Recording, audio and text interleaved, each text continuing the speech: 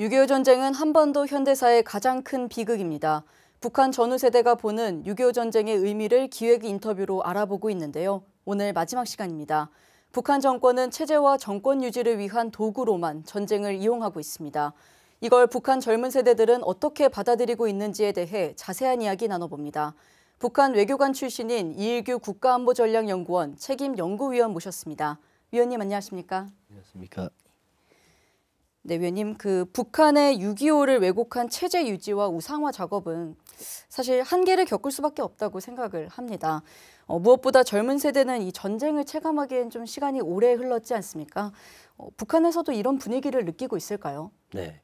이게 북한에서도 이제 지금 자라나는 새 세대, 말하자면 MZ 세대들 같은 경우에는 많은 경우 이제 변화를 많이 이제 추구를 하고 있거든요. 바로 북한 당국이 제일 두려워하는 게 바로 이겁니다. 바로 그렇기 때문에 이제 여러 가지 악법들도 이제 새로 채택을 하면서 주민들에 대한 사상교양 사업, 소위 말해서 사상교양 사업이라는 거에 이제 힘을 배로 이제 강화하고 있거든요. 그러면 외부 정보를 접한 북한 청년들이 사실상 어느 세대보다 객관적인 역사 정보를 확산시키는데 또 큰 역할을 하지 않겠습니까? 또 이에 대해서 어떻게 생각을 하십니까? 여러 가지 경로를 통해서 이제 주민들, 특히 청년들이 외부 정보에 굉장히 민감하지 않습니까? 많은 정보를 접하고 이제 여러 가지 경로를 통해서 확산을 시킵니다. 그런데 북한 사회라는 게 워낙 감시, 통제 시스템이 완벽하게 이제 수립되어 있는 그런 시스템이다 보니까 이제 확산에 있어서는 굉장히 많은 제약을 받죠. 그럼에도 불구하고 이제 새 것에 소위 민감하다고 하는 청년들이다 보니까 자기들이 본 걸 입 안에 다물지 않고 그냥 사람들한테 이제 확산시키는 그런 효과는 분명 있고 이제 앞으로 북한 사회 변화에 굉장히 큰 이제 추동력으로 될 수 있다라고 생각을 합니다. 하지만 사실 그럼에도 불구하고 북한의 핵 질주 그리고 이에 대해 미국 주도의 대북 제재가 계속될수록 6.25를 소재로 한 북한의 사상전은 좀 더 노골화되지 않겠습니까? 네, 그렇습니다. 이제 북한에 대한 미국의 대북 제재가 이제 강화될수록 북한은 이제 사상전으로서 사실 북한이 제일 무서워하는 게 그거거든요. 민심 위반. 민심 위반이 돼서 이제 내부가 흔들리게 되면 이제 북한이 핵도 개발했고 군사력도 강화하고 있는 상황에서 외부의 군사적 공격으로서 체제가 무너지지는 않는다. 그러나 내부가 이제 붕괴됨으로써 체제가 몰락할 수 있다는 위기심이 굉장히 크거든요.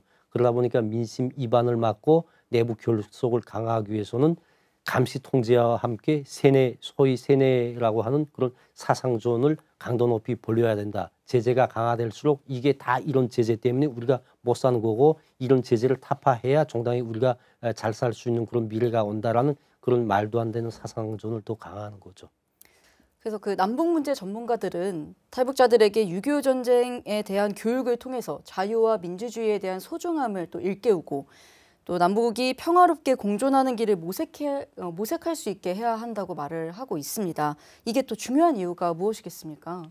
5천년의 역사를 가진 우리 민족이 불과 80년 전에 분단이 돼가지고 80년 동안 이남 쪽은 세계 10대 경제 강국, 정치, 경제, 군사 강국이 됐고 분단 이북 쪽은 정말 전 세계에서 더 빈곤한 나라가 없을 정도의 그런 한심한 빈곤한 국가가 돼버렸습니다.